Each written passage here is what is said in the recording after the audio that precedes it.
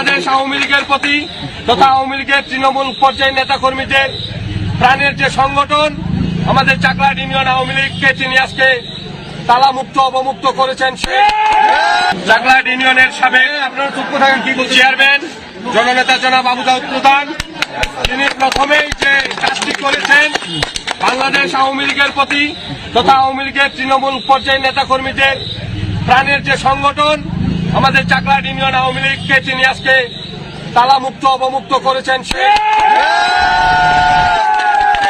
যারা এই দেশটাকে পাকিস্তান বানাতে চেয়েছিল, যারা বাংলাদেশের স্বাধীনতার পক্ষের প্রতিটি দলকে নিশ্চিহ্ন করার চিন্তা ভাবনা করে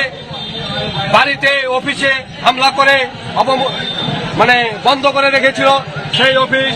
আজকে প্রথমেই তিনি চাকলাহাট ইউনিয়ন আওয়ামী লীগ অফিস অবমুক্ত করলেন। আমরা চাকলাহাট ইউনিয়ন আওয়ামী লীগ সহ সকল অঙ্গ সহযোগী সংগঠনের পক্ষ থেকে তিনার কাছে আমরা কৃতজ্ঞতা প্রকাশ করছি। সেই সাথে আগামী দিনে যে কোনো মিছিল, মিটিং, আন্দোলন, সংগ্রাম, স্বাধীনতার সপক্ষের সকল উন্নয়নের ক্ষেত্রে আমরা না আওয়ামী লীগ, না বিএনপি, না জাতীয় পার্টি সকলে ঐক্যবদ্ধ হয়ে স্বাধীনতা বিরোধীদের পক্ষে থাকবো এবং